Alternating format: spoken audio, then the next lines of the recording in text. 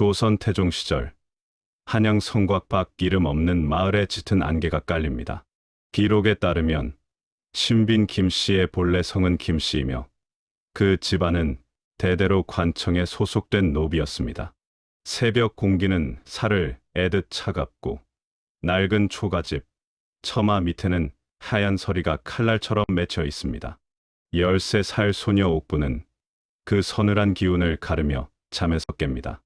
옆에 누운 어머니의 숨소리는 잦아들 듯 희미하고 그 거친 호흡 마디마디에는 오랜 노역과 굶주림이 핥히고 간 상처가 배어 있습니다.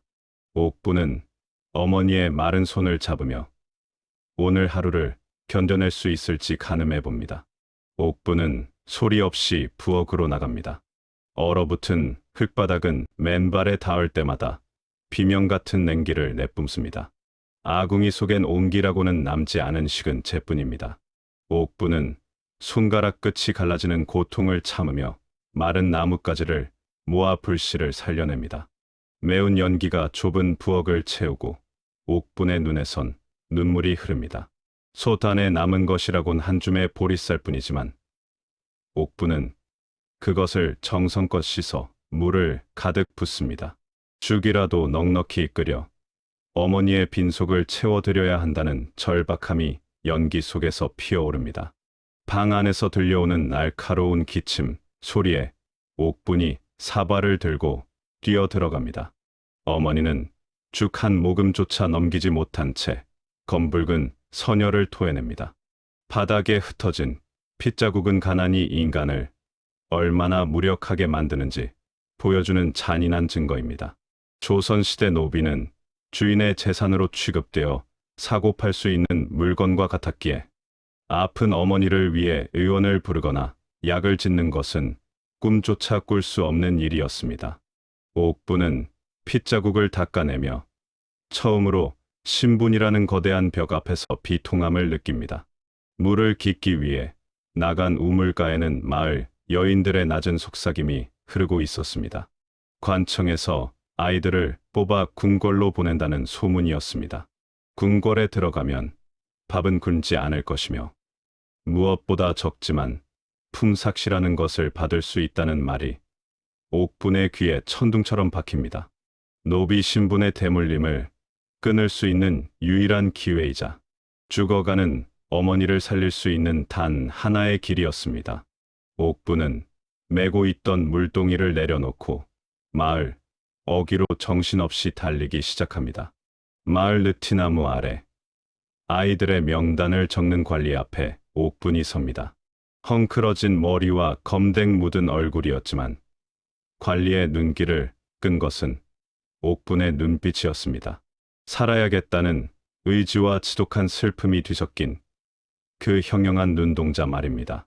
관리는 옥분의 나이와 출신을 묻고는 무심하게 장부한 귀퉁이에 이름을 적어 넣습니다. 그것은 옥분이 더 이상 시골에 이름 없는 노비가 아니라 조선 왕실의 소모품인 공노비로서의 새로운 삶을 시작한다는 낙인이기도 했습니다. 떠나기 전 마지막 밤, 옥분은 낡은 저고리 한 벌을 보찜에 넣습니다. 어머니는 힘겹게 눈을 떠 딸을 바라봅니다. 궁궐은 한 번 들어가면 죽어서나 나올 수 있는 곳이라는 어머니의 탄식에 옥분은 가슴이 미어집니다. 옥분은 어머니의 손을 잡고 다짐합니다. 반드시 돈을 벌어 약을 사오겠노라고. 그때까지만 살아계셔 달라고 말입니다. 하지만 두 사람은 알고 있었습니다. 이 약속이 지켜지기엔 조선의 법도가 너무도 엄격하고 궁궐의 문은 너무도 높다는 사실을 말입니다. 이튿날 새벽, 옥부는 수십 명의 아이와 함께 광화문 앞에 섭니다. 안개 너머로 드러난 궁궐의 위용은 압도적이었습니다. 거대한 붉은 기둥과 끝이 보이지 않는 담장은 13살 소녀를 작고 초라하게 만듭니다.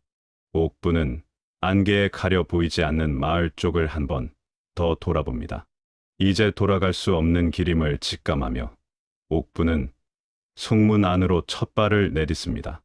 육중한 문이 닫히는 소리는 옥분의 유년기가 영원히 끝났음을 알리는 다큐멘터리의 한 장면처럼 차갑게 울려 퍼집니다.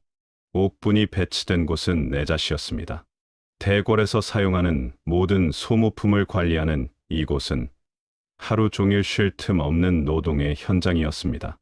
옥분은 가장 낮은 자리에서 무거운 짐을 나르고 기름때 묻은 바닥을 닦으며 궁궐 생활을 시작합니다.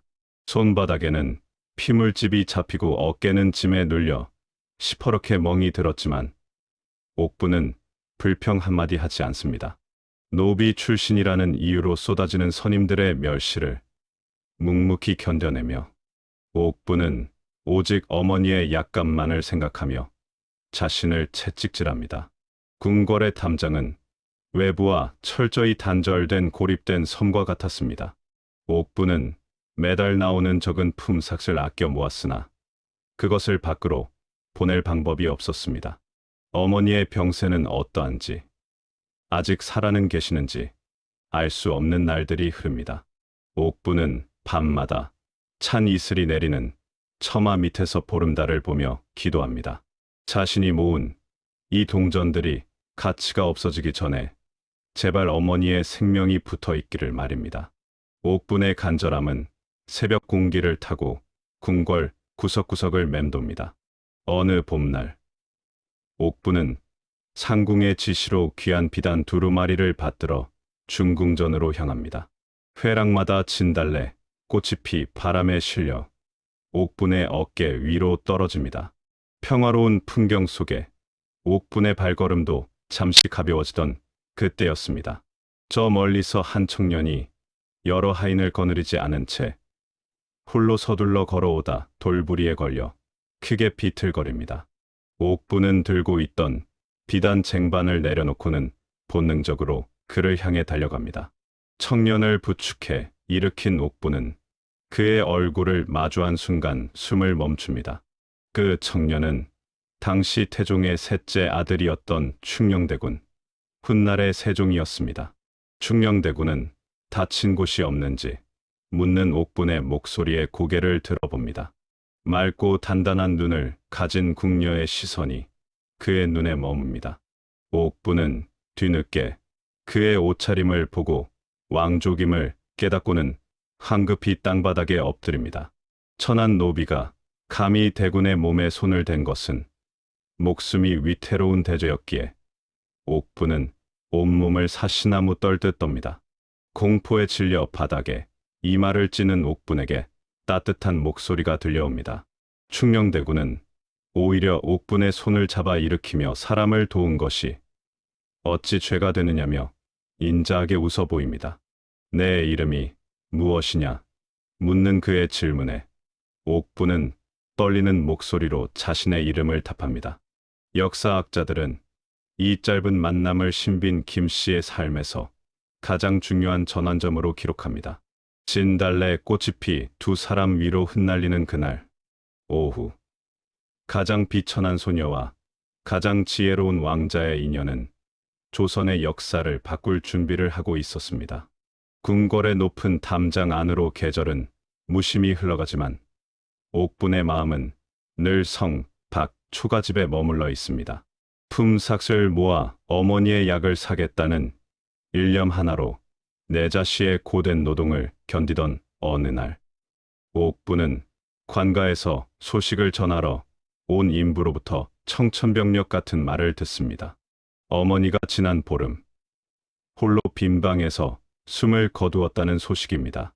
옥분은 손에 들고 있던 녹그릇을 떨어뜨립니다. 생그랑거리는 날카로운 소리가 정적을 깨고 옥분의 세상은 그 자리에서 무너져 내립니다. 약속을 지키지 못했다는 자책감이 파도처럼 밀려와 소녀의 숨통을 조여옵니다. 조선의 궁궐에서 노비의 죽음을 슬퍼하며 곡을 하는 것은 허용되지 않는 일이었습니다.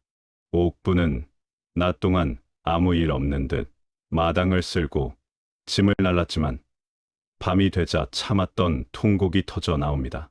내자씨 뒷마당, 아무도 찾지 않는 구석진 곳에 웅크리고 앉아 옥분은 소리 죽여 흐느낍니다. 어머니의 임종조차 지키지 못한 불효가 가슴에 사무칩니다. 옥부는 차가운 바닥에 머리를 찌으며 묻습니다. 왜 우리 같은 노비들은 슬퍼할 권리조차 없느냐고. 이 하늘은 왜 이리도 무심하냐고 말입니다. 옥분의 오열 위로 갑작스러운 봄비가 쏟아집니다. 비에 젖은 몸이 사르르 떨려올 때 머리 위로 쏟아지던 빗줄기가 멈춥니다. 옥분이 고개를 들자 그곳에는 우산을 든 충녕대군이 서 있습니다. 지난번 회랑에서 마주쳤던 그 왕자입니다. 충녕대군은 아무 말 없이 자신의 비단 손수건을 내밉니다. 임금의 아들이 천한 노비의 눈물을 닦아주는 것은 법도에 어긋나는 일이었으나 그의 눈에는 법도보다 앞선 인간에 대한 연민이 가득했습니다. 그는 옥분에게 자책하지 말라며 나지막한 목소리로 위로를 건넵니다. 충녕대군은 옥분의 사정을 듣고 조용히 사람을 움직입니다. 그는 자신의 사제를 털어 옥분의 어머니가 최소한의 예우를 갖춰 묻힐 수 있도록 장례 비용과 곡식을 고향 마을로 보냅니다. 궁궐 안에서 신분을 초월한 이 은밀한 선행은 옥분에게 단순한 물질적 도움 이상의 구원이었습니다. 자신의 비천함을 탓하기만 했던 옥분은 처음으로 누군가에게 인간으로서 존중받고 있다는 느낌을 받습니다. 옥분은 먼 발치에서 대군이 계신 처소를 향해 절을 올리며 죽을 때까지 이 은혜를 잊지 않겠노라 다짐합니다. 슬픔을 가슴 깊이 묻은 옥분은 예전보다 더욱 필사적으로 일에 매달립니다.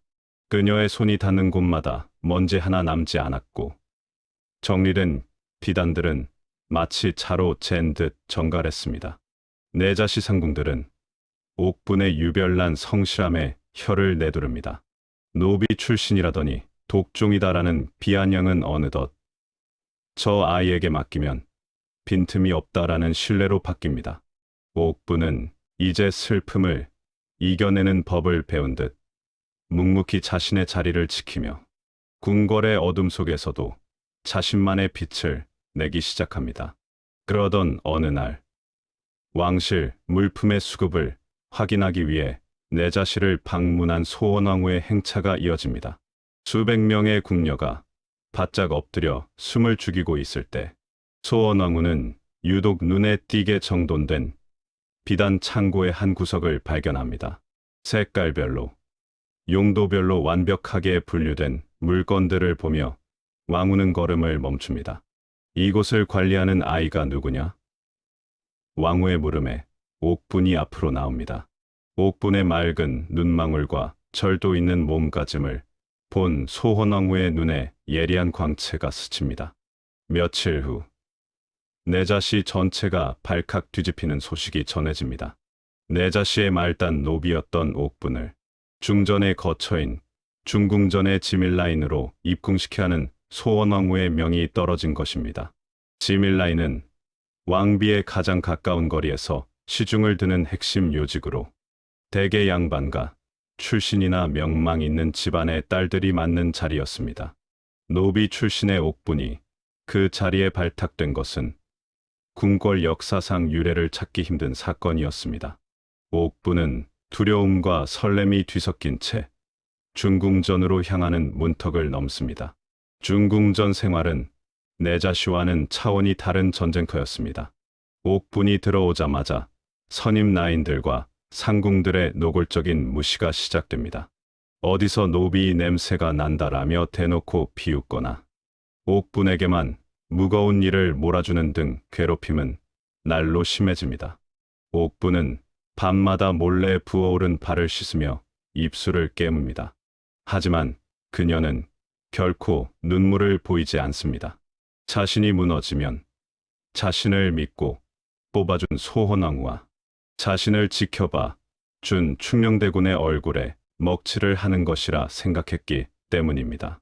옥분은 그를 모름에도 불구하고 소원왕후가 사용하는 수많은 장신구와 의복의 위치를 단 하루 만에 모두 외워버립니다.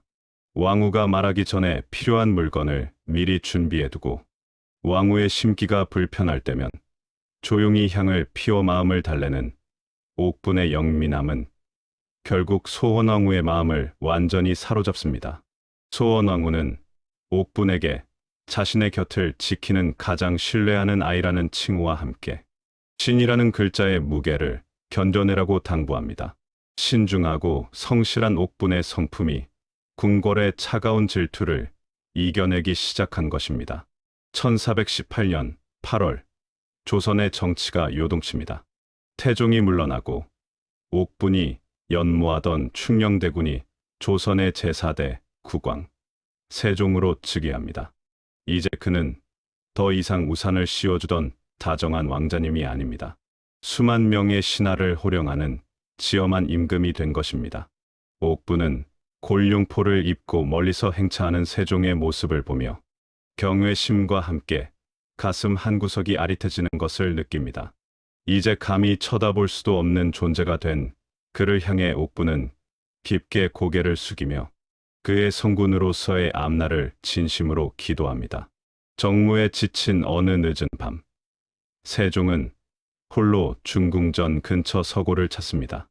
그곳에서 등불 하나에 의지에 서책을 정리하던 옥분과 마주칩니다. 옥분은 황급히 엎드려 예를 갖추지만 세종은 그녀의 이름을 부르며 가까이 다가옵니다. 여전히 내 눈빛은 밤하늘의 별처럼 맑구나. 세종의 따뜻한 한마디에 옥분의 눈시울이 붉어집니다. 임금이 되어서도 자신 같은 천한 궁녀를 기억해주는 그의 인자함에 옥분은 다시 한번 자신의 삶을 바쳐 이 성군을 보필하겠노라 맹세합니다. 세종의 옥분에 대한 은밀한 관심과 소원왕후의 두터운 신임은 궁궐 내 권력 암투의 빌미가 됩니다. 옥분을 눈의 가시처럼 여기던 다른 후궁들과 세력가들은 옥분의 천출 신분을 문제 삼아 그녀를 제거할 음모를 꾸미기 시작합니다. 천한 노비의 피가 왕실의 질서를 어지럽힌다라는 상소가 준비되고 옥분이 모르는 사이 그녀의 목을 겨눈 칼날이 서서히 다가오고 있습니다. 평온해 보이는 중궁전의 뜰 위로 먹구름이 끼기 시작하며 옥분의 파란만장한 후궁 잔혹사의 서막이 오릅니다. 지밀라인이 된 옥분의 하루는 남들보다 2시간 먼저 시작됩니다. 소원왕후의 새순물을 준비하고 의복의 주름 하나하나를 펴는 손길에는 한치의 흐트러짐이 없습니다. 그러나 정갈한 몸가짐 뒤로 옥분의 마음은 자꾸만 편전 쪽을 향합니다. 세종이 즉위한 후 그는 책에 파묻혀 지내느라 안질이 심해졌다는 소문이 돌고 있었습니다. 옥분은 왕후의 수라를 준비하면서도 전하께 올릴 간소한 약차의 온도를 남몰래 확인하며 자신도 모르게 커져버린 연모의 감정을 억누르려 입술을 깨뭅니다. 세종은 늦은 밤까지 지편전 학사들과 토론을 마치고 홀로 서고를 찾습니다. 그곳에는 촛불 하나의 의지에 서책의 먼지를 닦고 있는 옥분이 있었습니다. 옥분은 소스라치게 놀라 엎드리지만 세종은 다정하게 그녀를 불러 세웁니다. 세종은 옥분에게 예전에 나누었던 대화를 기억하느냐 묻고 옥분은 전하가 건네주었던 따뜻한 손수건의 감촉을 아직 잊지 못한다고 답합니다. 두 사람 사이의 거리는 신분이라는 이름으로 멀리 떨어져 있었으나 서고의 좁은 등불 아래에서는 오직 두 사람의 숨소리만이 가득합니다. 세종은 옥분의 거친 손을 가만히 잡습니다.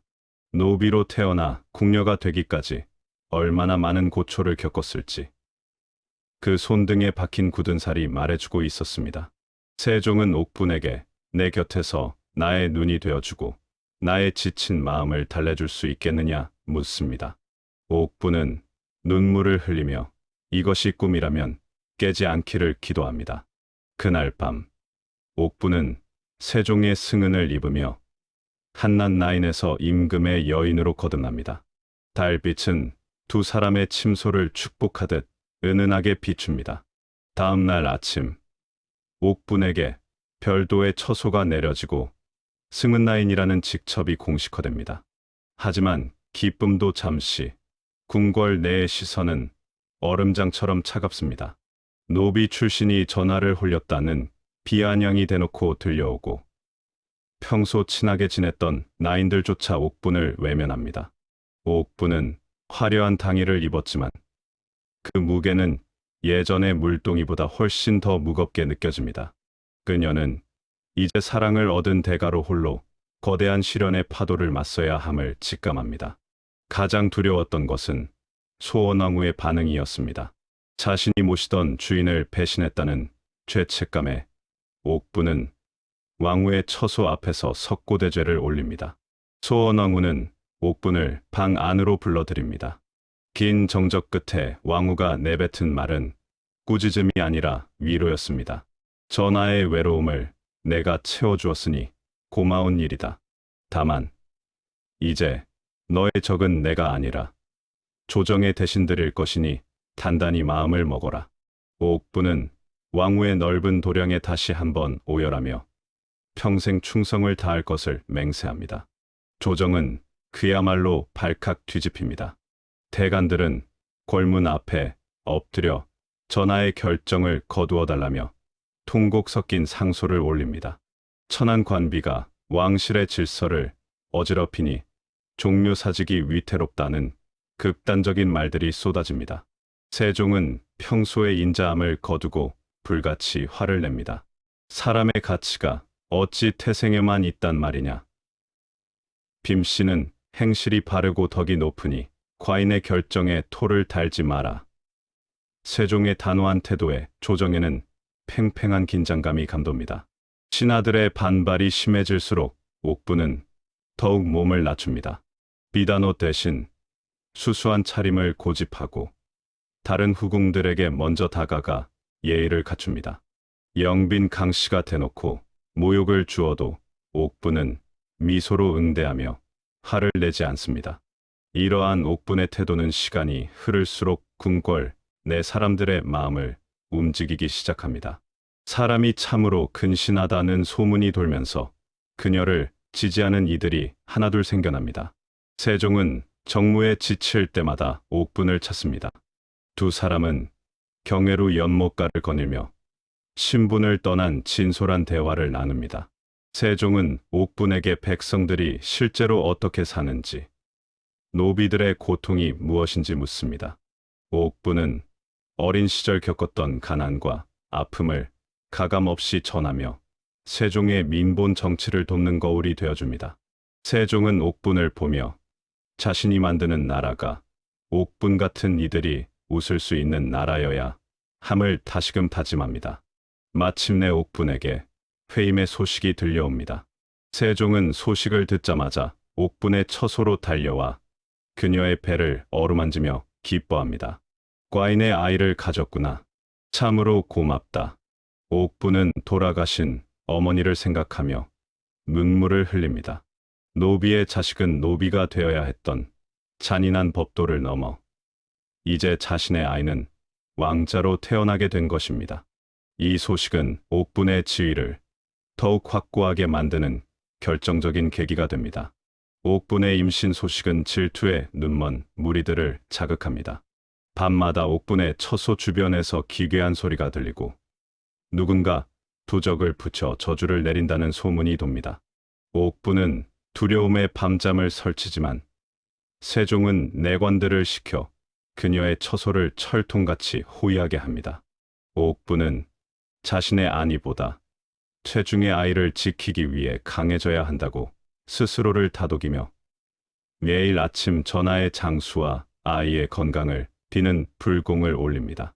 세종은 옥분에게 자신이 구상 중인 새로운 글자를 가르쳐 주기 시작합니다. 그를 몰라 억울한 일을 당했던 옥분의 과거를 누구보다 잘 알기 때문입니다. 옥분은 세종이 종이 위에 그려주는 낯선 글자들을 하나씩 익히며 지식의 즐거움을 깨닫습니다. 이 글자가 완성되면 너처럼 가난한 이들도 자신의 마음을 전할 수 있게 될 것이다. 세종의 원대한 꿈에 옥분은 깊은 존경심을 느끼며 그의 가장 충실한 제자가 됩니다. 세종은 옥분의 공로와 행실을 인정하여 그녀를 종사품 수건으로 봉합니다. 이제 그녀는 정식으로 내명부의 일원이 되어 신하들도 함부로 무시할 수 없는 위치에 올랐습니다. 옥부는 화려한 책봉 의식을 치르며 결심합니다. 이 높은 자리가 자신의 욕심을 채우는 곳이 아니라 전하의 정치를 돕고 낮은 곳에 사람들을 살피는 도구가 되게 하겠노라고 말입니다. 진달래, 꽃잎이 바람에 실려 옥분의 어깨 위로 다시 한번 떨어지며 그녀의 찬란한 전성기가 시작됨을 알립니다. 1427년 옥분의 처사들인 계양군이 우렁찬 울음소리와 함께 태어납니다.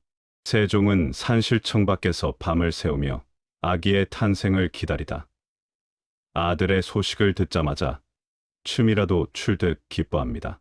노비 출신 여인이 낳은 첫 왕자 계양군의 탄생은 옥분이 궁궐에서 버틸 수 있는 가장 강력한 방패가 되었습니다.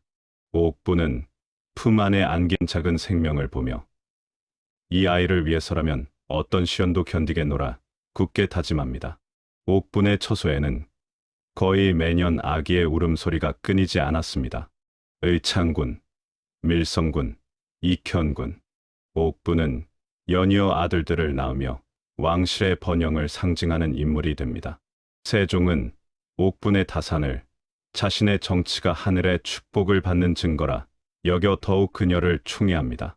옥분은 아이들을 직접 키우며 소박하고 바른 인성을 강조합니다. 그녀의 처소는 궁궐 안에서 가장 따뜻하고 활기찬 공간으로 변해갑니다.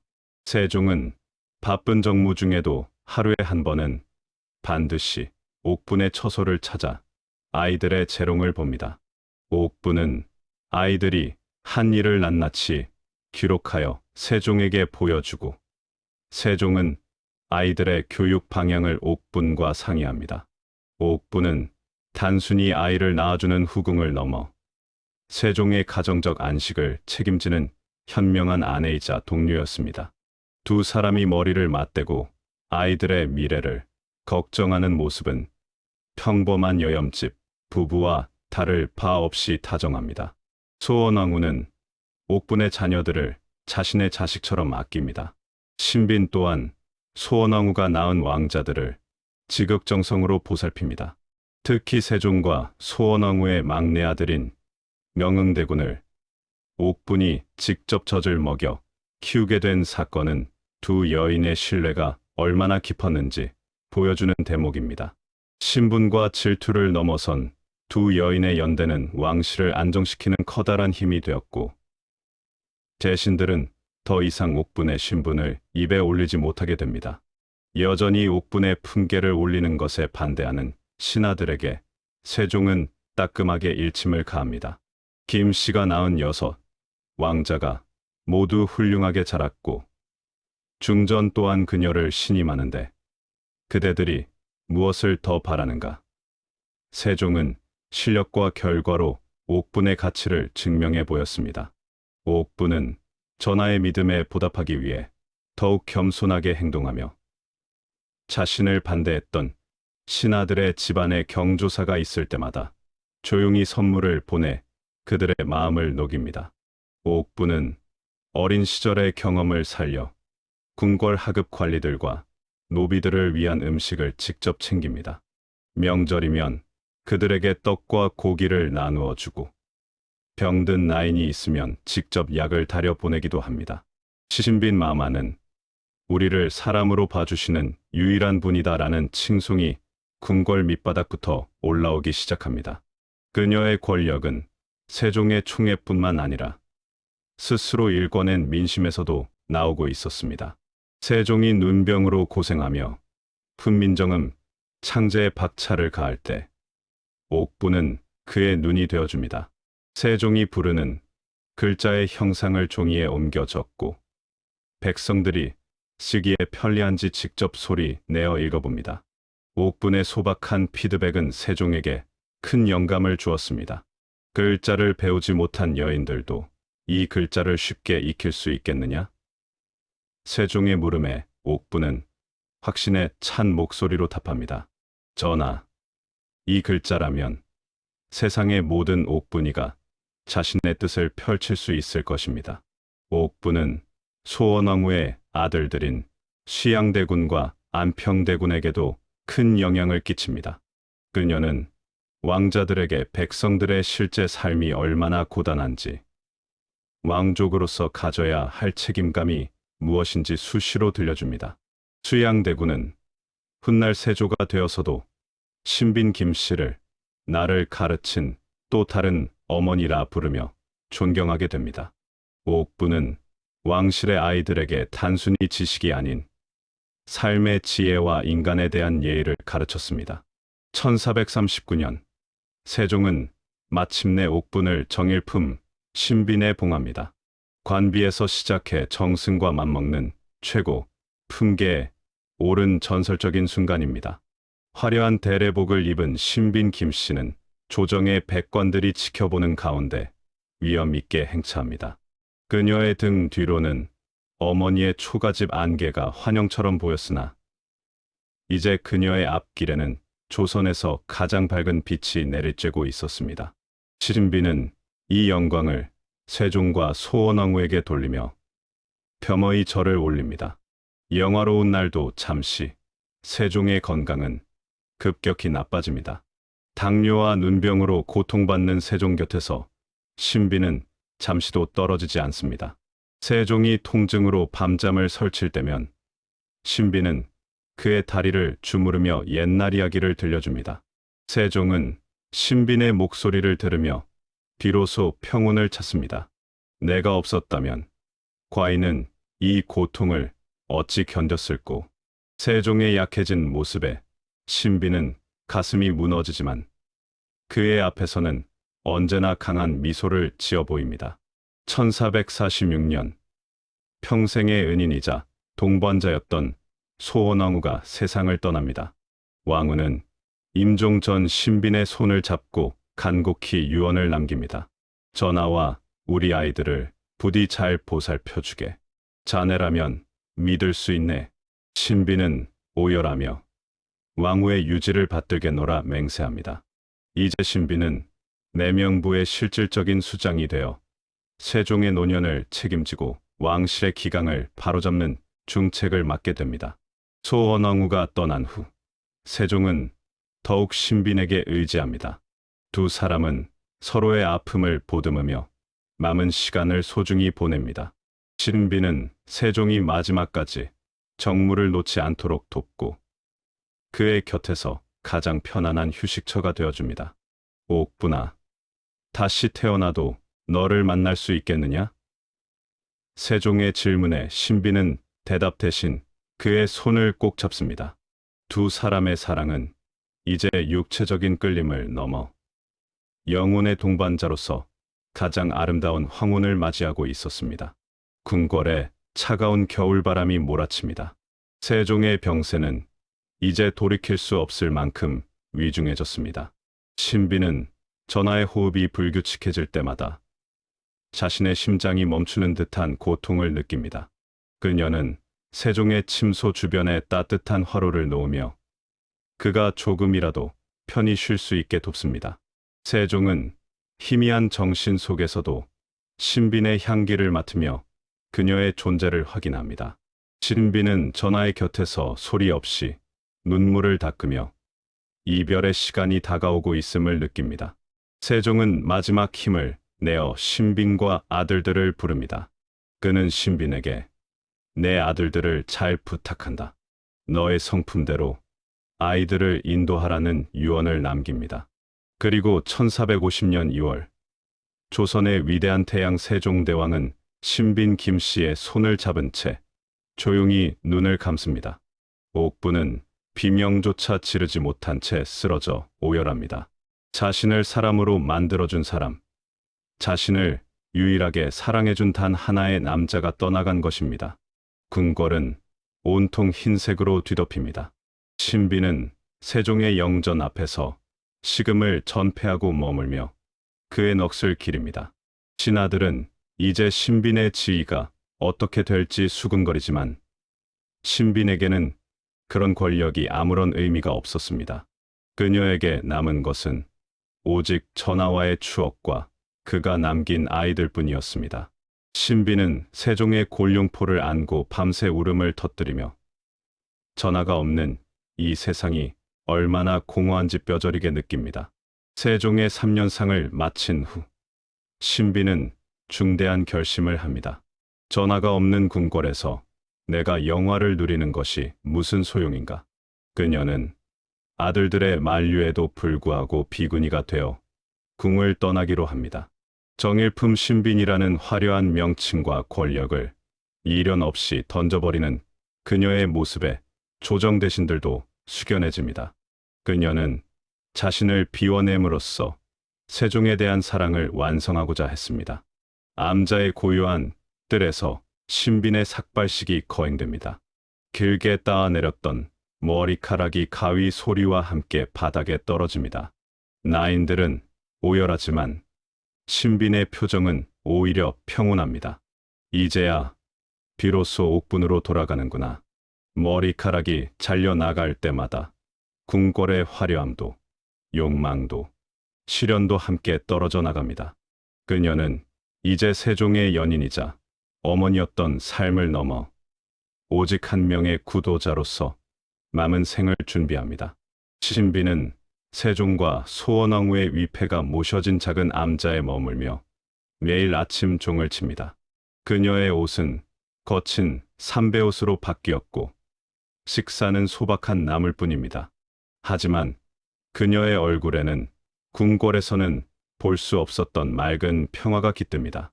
그녀는 매일 전하께 편지를 쓰듯 기도를 올립니다. 전하, 오늘 이곳의 진달래가 참으로 곱습니다. 전하 계신 곳에도 꽃이 피었는지요. 수양대군은 왕위에 오른 후에도 신빈 김씨를 잊지 않았습니다. 그는 어린 시절 자신을 돌봐주었던 신빈을 또 하나의 어머니라 부르며 극진히 대우합니다. 세조는 직접 암자를 찾아와 신빈에게 필요한 곡물을 챙기고 그녀의 아들들을 중용합니다. 옥분의 지혜로운 처세와 깊은 모성애가 격동의 시대 속에서도 그녀의 자식들을 지켜낸 힘이 되었습니다.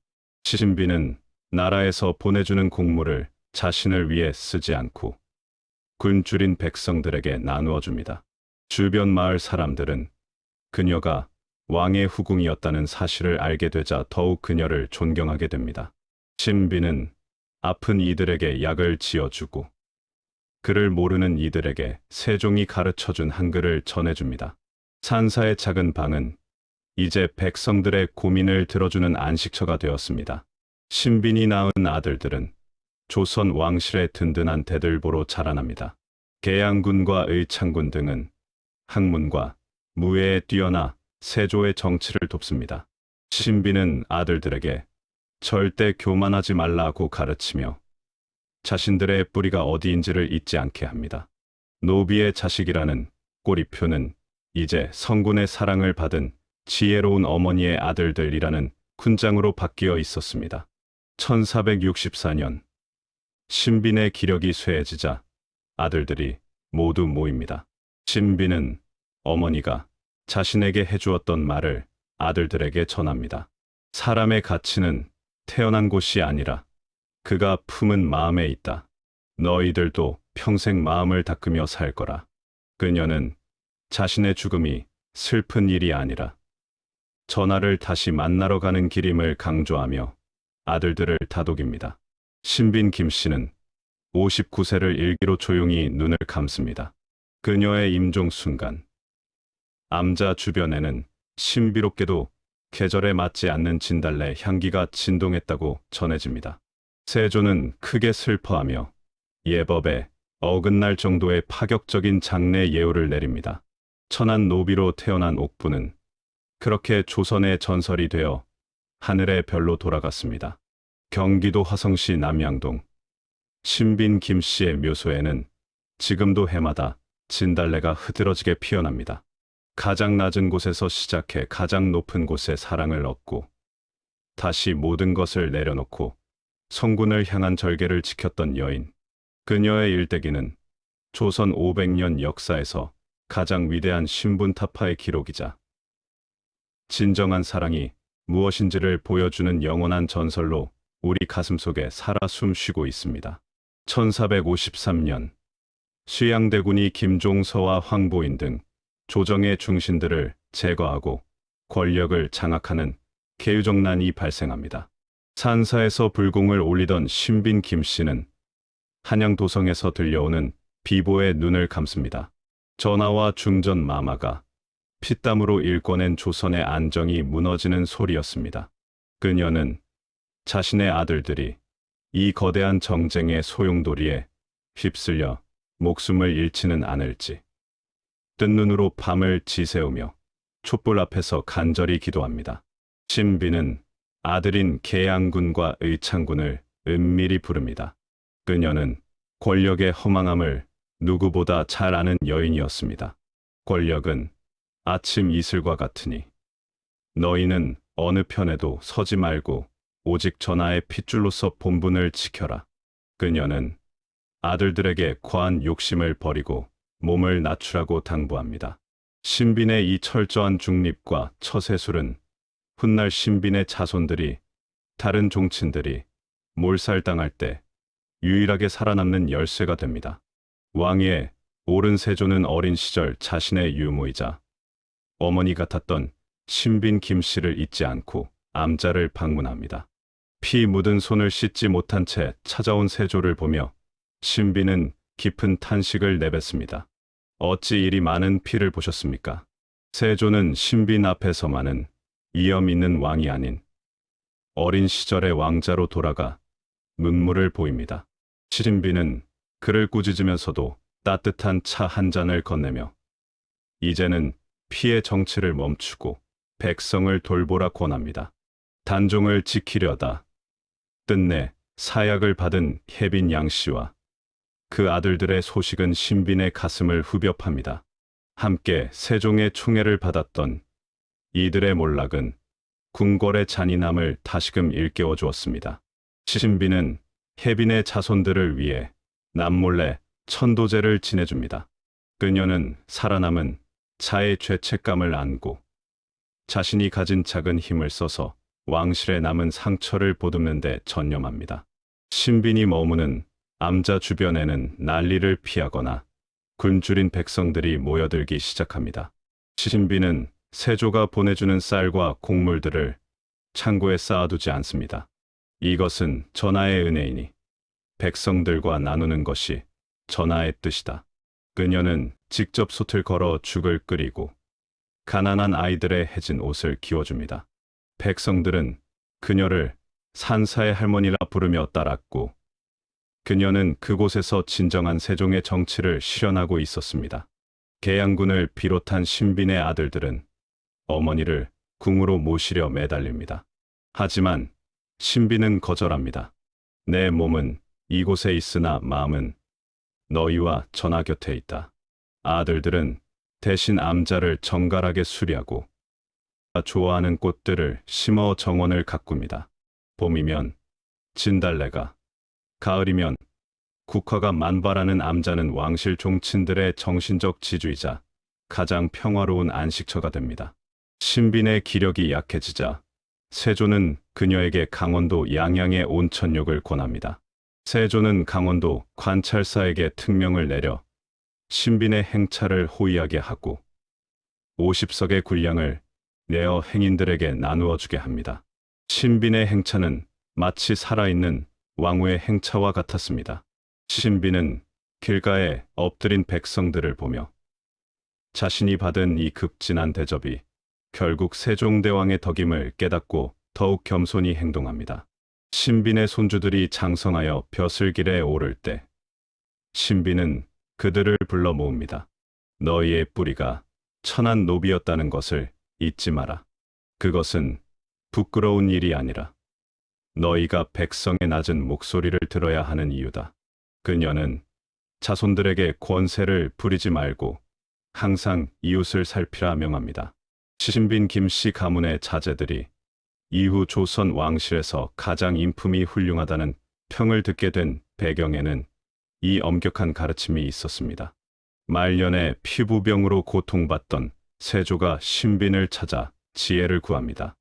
옥부는 세조에게 마음의 짐을 내려놓고 부처님께 귀의하여 참회할 것을 권합니다. 세조가 오대산, 상원사를 찾는 등 불교에 귀의하게 된 데에는 신빈 김씨의 영향이 컸습니다. 그녀는 피로 세워진 왕국이 덕으로 유지될 수 있도록 세조의 거친 성정을 다스리는 유일한 스승이었습니다. 겨울이 오고 암자의 눈이 쌓입니다. 삭발한 머리 위로 하얀 눈송이가 내려앉을 때 신비는 세종과 함께 보냈던 궁궐의 겨울날들을 떠올립니다. 추위를 타던 전하를 위해 화로를 챙기던 기억, 전하가 읽어주던 책의 구절들. 그녀는 이제 육체적인 그리움을 넘어 전하와 자신이 영혼으로 연결되어 있음을 느낍니다. 눈 덮인 산사는 고요하고 신빈의 기도는 더욱 깊어집니다. 신빈이 낳은 아들들의 후손이 번창하여 왕실의 커다란 분파를 이룹니다. 한때 사고 팔리던 노비의 핏줄이 조선의 가장 존귀한 핏줄로 변모한 이 기적 같은 현실은 옥분에게 신분이란 결국 껍데기에 불과하다는 진리를 확인시켜 줍니다. 그녀는 자신이 일궈낸 이 가문의 번창이 단순히 개인의 영광이 아닌 조선의 모든 비천한 자들에게 주는 희망의 메시지임을 깨닫습니다. 1464년 초가을, 신비는 자신의 기력이 다했음을 느낍니다. 그녀는 매일 닦던 불당의 바닥을 마지막으로 정성껏 닦습니다. 그리고 자신이 가졌던 소박한 장신구들을 나인들에게 나누어 주며 작별을 준비합니다. 전하께서 부르시는 소리가 들리는구나. 그녀의 얼굴엔 죽음에 대한 공포 대신 평생 그리워하던 단 한 사람을 다시 만난다는 설렘이 가득 차오릅니다. 암자의 종소리가 새벽 공기를 가릅니다. 신빈 김씨는 평소보다 맑은 정신으로 깨어나 의복을 정제합니다. 그녀는 창을 열어 밖을 내다봅니다. 안개가 자욱한 산새는 13살 옥분이 궁궐 문을 넘던 그날의 안개를 닮아 있습니다. 그녀는 미소 지으며 자리에 눕습니다.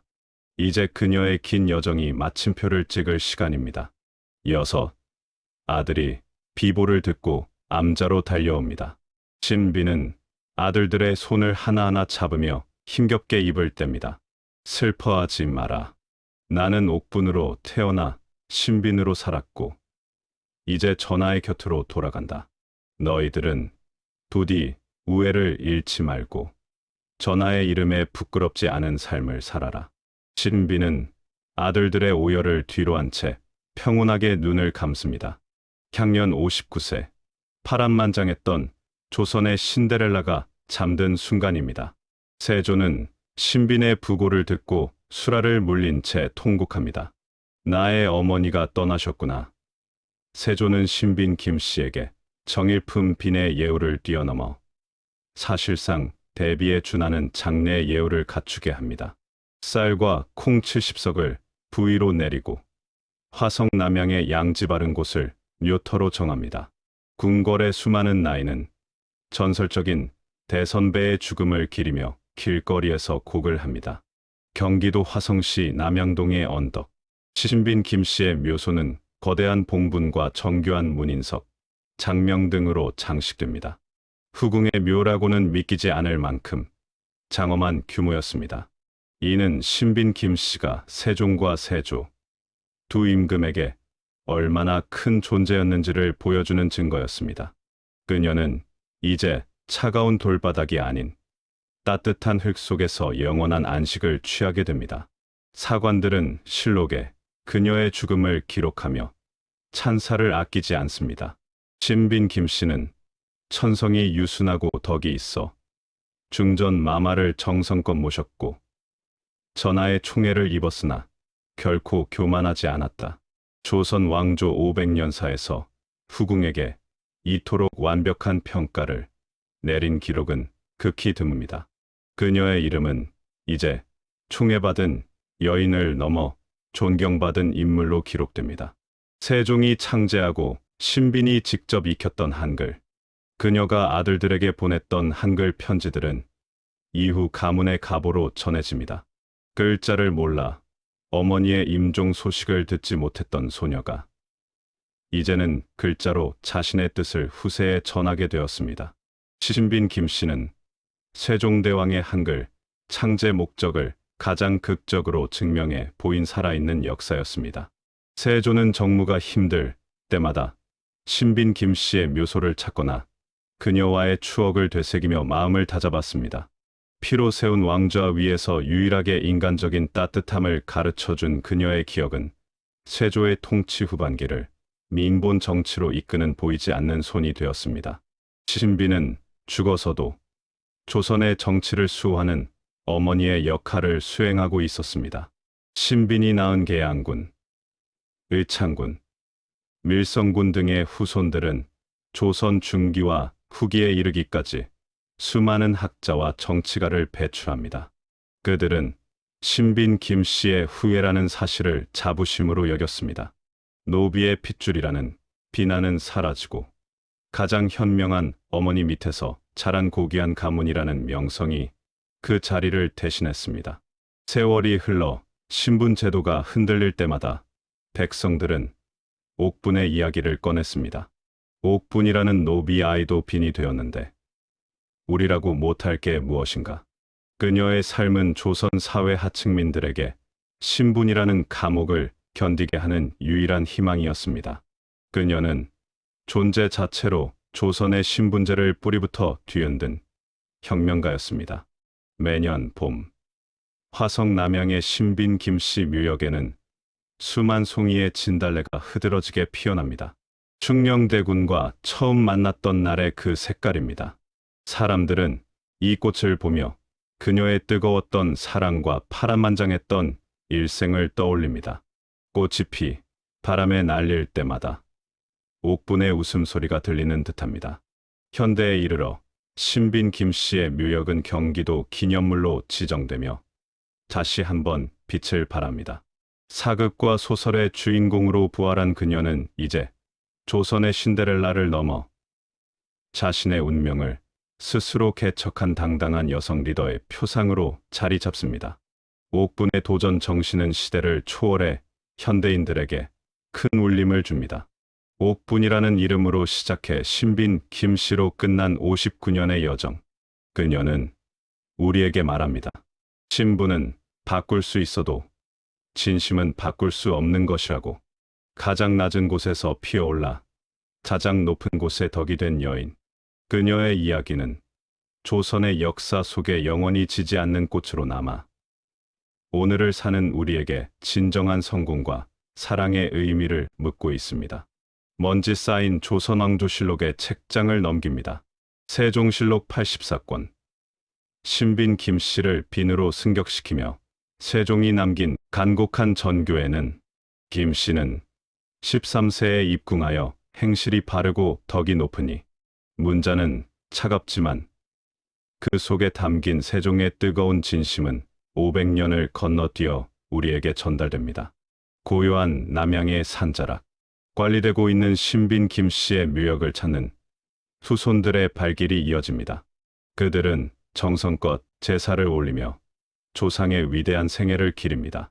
묘비에 새겨진 낡은 글자들은 이제 한국 여성사의 한 페이지를 당당히 장식하고 있습니다.